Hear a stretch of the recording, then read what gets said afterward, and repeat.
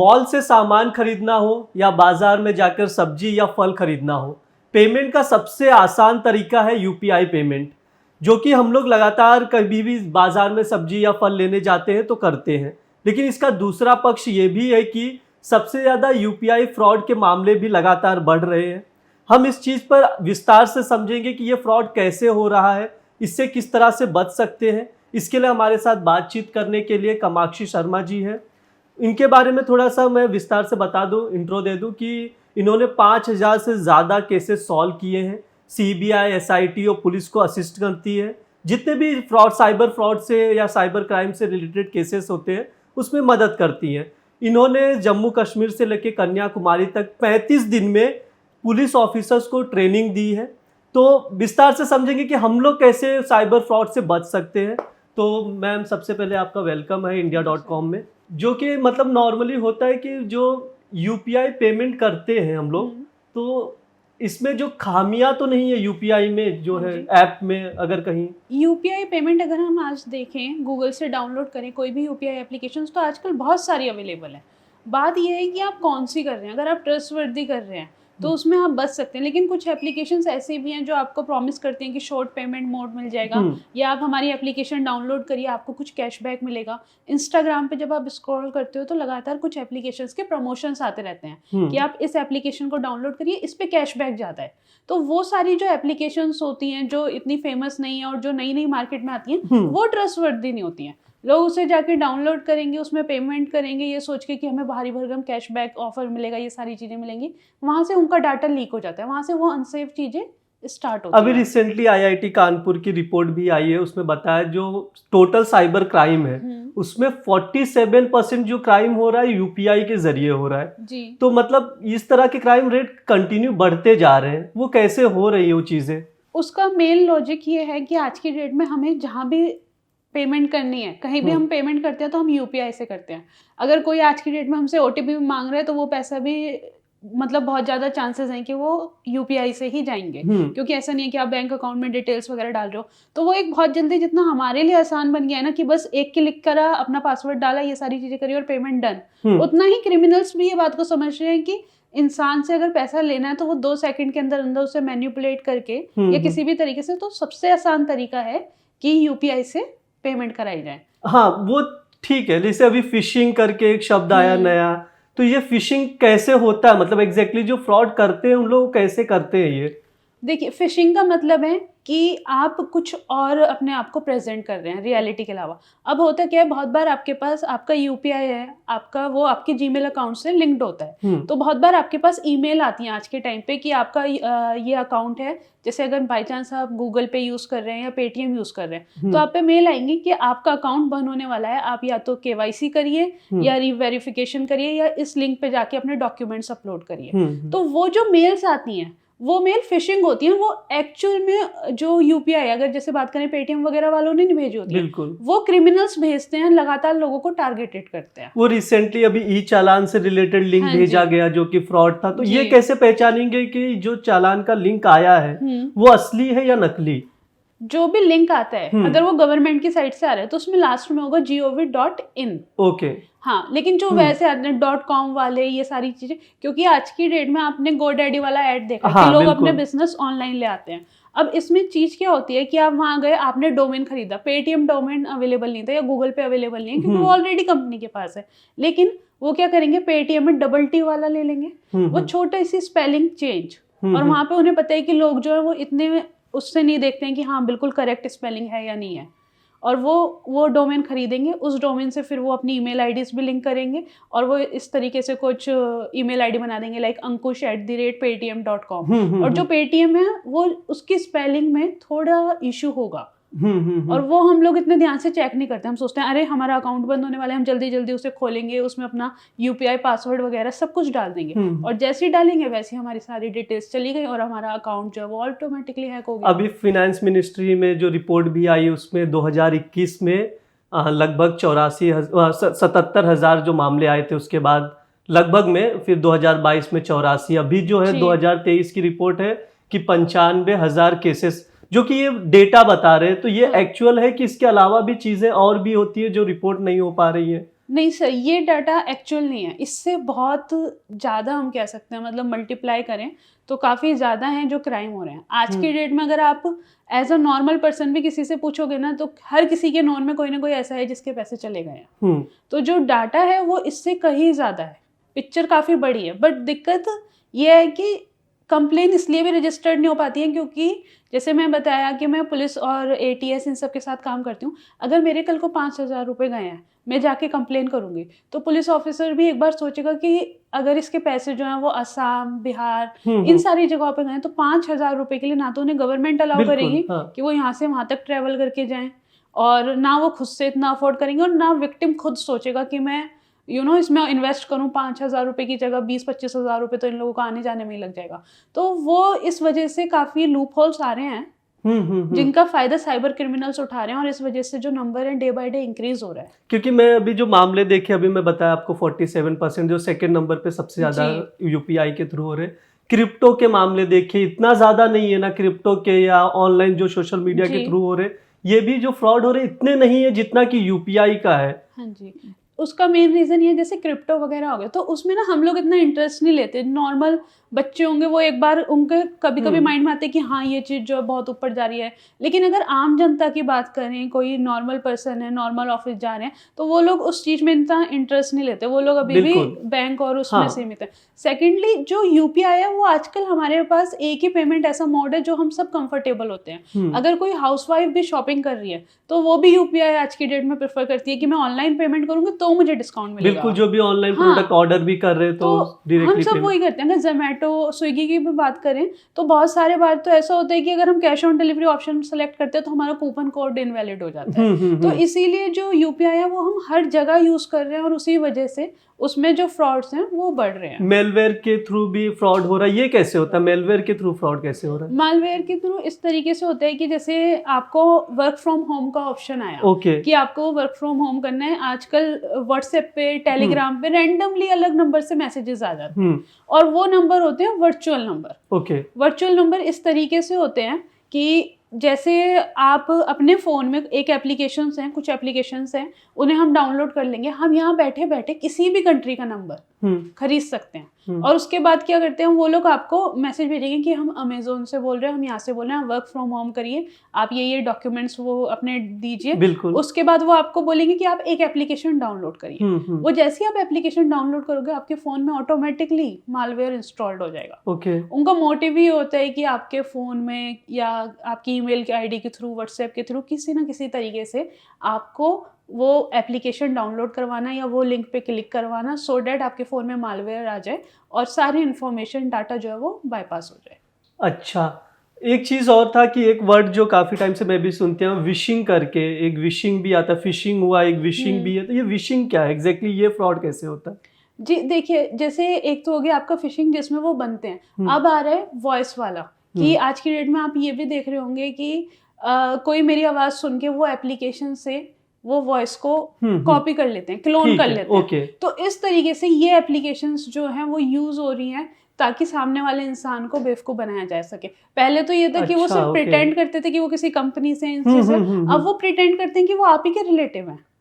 जैसे मतलब क्लोन किया जाता है, वॉइस क्लोन किया जाता है। जैसे सपोज अगर मुझे किसी से मतलब फ्रॉड करना हो तो आपका वॉइस में क्लोन करूंगा और यूज करूंगा। हाँ जी। Okay okay okay. और ये चीज है मतलब जब सपोज जो मैंने देखा कि मैनुअली, जैसे आप बता रहे उस हिसाब से देखें तो मैनुअली ज्यादा फ्रॉड हो रहे, ना कि उन हैकिंग के थ्रू। अभी बात करें इंडिया में या वर्ल्ड में, इतनी सारी कंट्रीज हैं, मेन हैकिंग के जो फ्रॉड होते हैं वो लेस देन 2% है। ठीक है। लाइक बीच में अभी आपने सुना होगा कि एक WannaCry रैंसमवेयर आया था 2018-19। बिल्कुल। तो वो वाले होते हैं जो मेन हैकिंग रिलेटेड फ्रॉड होते हैं। जो हम लोगों के साथ हो रहे हैं, जो आम जनता जिससे डील कर रही है, वो है लैक ऑफ अवेयरनेस की वजह से। ठीक है। अब क्या होता है, रैंडमली आप पे कॉल आता है, आपको बोला जाता है कि आप ये एप्लीकेशन जो है वो डाउनलोड कर लीजिए, या तो लोग कर भी लेते हैं। और कुछ बार ये होता है कि जैसे मैं हूँ, मुझे कोई प्रॉब्लम आ रही है, मेरा अकाउंट नहीं चल रहा है, मैं गूगल पे जाऊंगी, मैं गूगल पे जाके कस्टमर केयर नंबर सर्च करूंगी। ठीक है। सबसे पहला स्टेप इंसान यही करता है। और गूगल कभी भी गारंटी नहीं देता कि वो जो रिजल्ट शो कर रहा है वो ऑथेंटिक है या नहीं है। ठीक है। तो जैसे ही मैंने गूगल पे जाके वो सर्च किया, वहाँ पे 4-5 नंबर आए। और अब क्या होता है, ये लोग अपने आप को प्रमोट करके डिजिटल मार्केटिंग ये लोग जानते हैं, ये अपना नंबर टॉप पे ले आते हैं। हाँ, जैसे आप नॉर्मली अपने- होता हाँ, यही है कि जो हमें सबसे ऊपर दिखता है हम सिलेक्ट कर लेते हम हैं। सेलेक्ट कर लेते हैं। हाँ, वो सर्च इंजन ऑप्टिमाइजेशन से वो अपना नंबर टॉप पे ले आएंगे, लोग उन्हें कॉल करेंगे। वो फिर जैसे ही आप उन्हें कॉल करोगे, सबसे पहली बात आपके माइंड में होगा कि ज़रूरत मुझे है, तो मुझे तो अपनी डिटेल्स शेयर करनी पड़ेंगे, मेरा अकाउंट नहीं चल रहा है या जो भी इशू आ रहा है। जैसे ही मैं उन्हें कॉल करूंगी, वो मुझे सिंपल बोलेंगे कि आप एक एप्लीकेशन है जैसे क्विक डेस्क, एनीडेस्क सपोर्ट, ये डाउनलोड करिए। हाँ, और जैसे ही हम वो डाउनलोड करते हैं, वो स्क्रीन शेयरिंग एप्लीकेशन होती है। ओके, बट यूजर के माइंड में उस वक्त ये होता है बिल्कुल। कि मेरा काम नहीं हो रहा है तो मुझे ज़रूरत है, और ये सपोर्ट एप्लीकेशन क्विक डेस्क, ये ऐसा लगता है कि हाँ कस्टमर केयर रिलेटेड ही कुछ है। तो बहुत सारे लोग उस ट्रबल में फंस जाते हैं और वहाँ से वो चीज़ें जाने शुरू होती हैं। ठीक है मैम, एक चीज बताइए, इसको मतलब जो अलग अलग तरह के फ्रॉड है सबके प्रोसेस भी डिफरेंट है, तो इसके लिए बेसिक जो चीजें हैं कि क्या किन चीजों पे हमें ध्यान रखना चाहिए, किन चीजों का पेमेंट करते समय हमें ध्यान रखना चाहिए जिससे जो फ्रॉड ना हो सके हमारे साथ? ओके, जैसे बहुत बार फर्स्ट चीज़ जो सबसे इम्पोर्टेंट है, आपको ये ध्यान रखना चाहिए आप अपनी इन्फॉर्मेशन कितनी शेयर कर रहे हो। ठीक है। ठीक है, आप उतनी ही शेयर करो। जैसे कहते हैं ना कि हम अपने घर में हर किसी को नहीं बुलाते, इसी तरीके से आपको अपनी सारी इन्फॉर्मेशन किसी को भी बताने की जरूरत नहीं है। ठीक है। ठीक है, आज की डेट में बहुत बार ये होता है कि कोई भी आप लिंक देख लो इंस्टाग्राम पे, हाँ, फेसबुक हाँ। पे आता है कि आप अपना यहाँ पे एक बार कार्ड चेक कर लो, आप अगली बार एयरपोर्ट पे जाओगे आपको फ्री एक्सेस हाँ, मिलेगा। बहुत सारे हाँ, ऐसे तो ऑफर्स फॉर्मेट में लालच, एक तरह से जी। लालच दिया जाता है। हाँ, और जैसे ही आप अपनी इन्फॉर्मेशन शेयर करते हो, वहीं पे आप ट्रैप होना शुरू हो जाते हो। तो ओके। फर्स्ट थिंग यह है कि आप किसको कितनी इन्फॉर्मेशन दे रहे हो। तो आपको अपनी कम से कम इन्फॉर्मेशन रिवील करनी है। और सबसे इम्पोर्टेंट, अगर आप अपने 2 अकाउंट बना लो, जैसे हर घर में बहुत सारे मल्टीपल अकाउंट्स होते हैं, तो कोशिश करो कि किसी एक ही पर्सन का अकाउंट हो जिससे ओके। सारी ऑनलाइन पेमेंट्स वगैरह हम करें। हाँ, हाँ, जैसे हाँ। बिजली का बिल हो गया आज की डेट में, चाहे सिलेंडर ऑर्डर करना हो गया, यूपीआई रिचार्ज हो गया, आपका जो भी आपको करना है, आप कोशिश करो कि वो सिर्फ एक अकाउंट से करें और उसमें मिनिमम बैलेंस हम मेंटेन करें जितना हमें ज़रूरत है। जो लोग क्या करते हैं कि अपना जो मेन अकाउंट है जिसमें उनकी सेविंग्स भी पड़ी है, इन्वेस्टमेंट भी पड़ी है, वो लिंक कर देते हैं। ओके। और उस वजह से ही होता है कि जब पैसा जाता है तो एकदम बहुत सारा चला जाता है। सेकेंडली, आप अपना जो अकाउंट है उसमें एक लिमिट सेट करो पर डे की, जो आपको आपके बैंक अकाउंट में मिल जाता है ऑप्शन, जाके आप उसमें एप्लीकेशन में जाके सर्च कर सकते हो कि पर डे इससे ज़्यादा ट्रांसफर नहीं होने चाहिए, सारी चीज़ नहीं होनी चाहिए।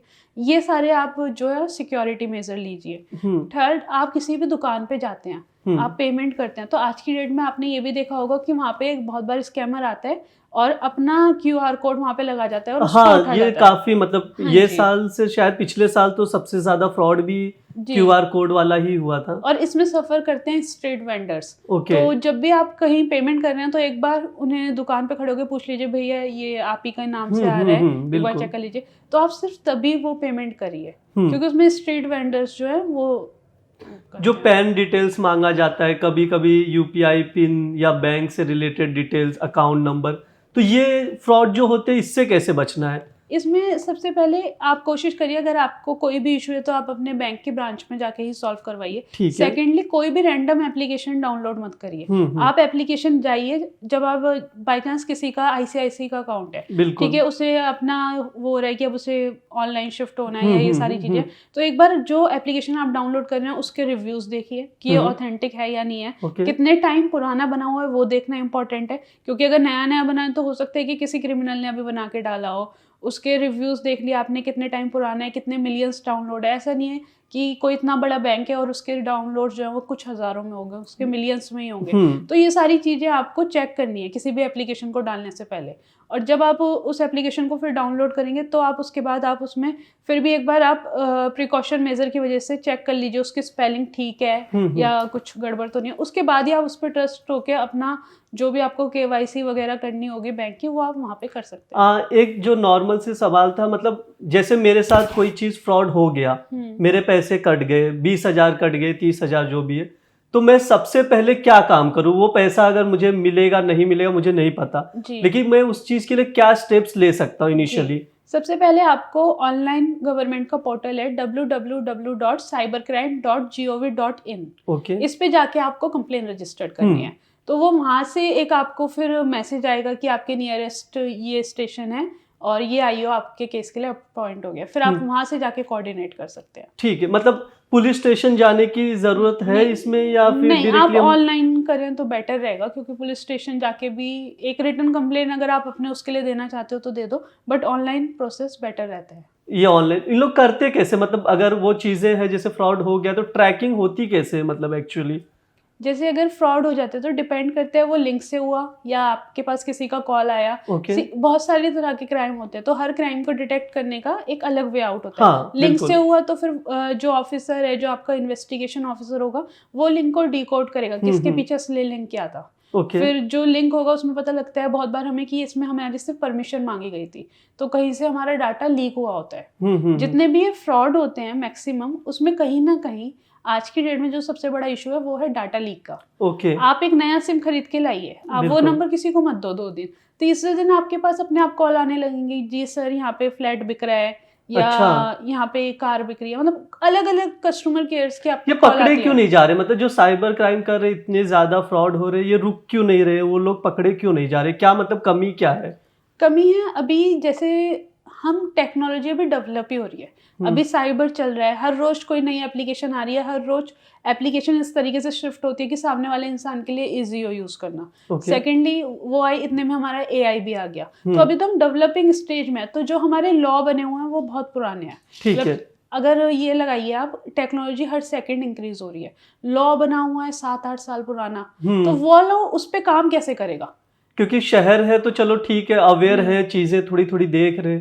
अगर आप विलेज एरियाज में जाएंगे तो वहाँ कैसे, जैसे जामताड़ा जो मूवी आई थी, फिर उसमें दिखाया गया कैसे मतलब विलेज एरियाज में सबसे ज्यादा जो कॉल के थ्रू फ्रॉड हो रहा है, वो इजीली हो भी जा रहा है, वो डिटेल्स अपनी शेयर कर दे रहे। डिटेल्स हम लोग इसलिए दे देते हैं क्योंकि जैसे अगर हम आम जनता की बात करें तो उनके लिए, अगर मैं अपनी मम्मी की बात करूं, अपने पापा की, तो उन लोगों के लिए वो एक टेक्निकल चीज नहीं है, वो एक बिल्कुल, इमोशन हाँ। हो जाता है कि हाँ अच्छा, इससे जो है हम बात भी कर रहे हैं, इससे हम किसी को पैसे भी भेज रहे हैं या अकाउंट में पैसे आ रहे हैं, तो उनके लिए वो इमोशन है। और उनको ये चीज एक इमोशनली ही अवेयर किया जा सकता है इन चीजों से। जब उन पे फ्रॉड हो जाएगा वो बात अलग है, लेकिन वो बात है ना कि आप उन्हें फ्रॉड होने से पहले उन्हें अवेयर करो इन चीजों के लिए, कि ये फेक आईडी है। अगर कोई आपको हाय भेज रहा है तो जरूरी नहीं है ये आपका वो बचपन वाले फ्रेंड्स हैं या वो, ये कोई फेक आईडी से आपको भेज सकता है। अगर आज की डेट में मेरी मदर पे कोई फेसबुक में मैसेज करेगा कि मुझे 5,000 रुपए की जरूरत है, मैं ऐसे ऐसे हॉस्पिटल में हूं, तो वो लोग ट्रस्ट कर लेते हैं प्रोसेस पे, क्योंकि वो इतने अवेयर नहीं है, उनके लिए वो सिर्फ एक इमोशन है, वो एकदम घबरा के बहुत बार पैसे भी ट्रांसफर कर देते हैं। बिल्कुल। तो हमें उन लोगों को वो चीज उस तरीके से समझानी पड़ेगी। जब तक अवेयरनेस नहीं आएगी तब तक ये चीजें रुकेंगी नहीं, क्योंकि मैंने जैसे बताया कि साइबर लॉ में बहुत बड़ा डिफेक्ट है।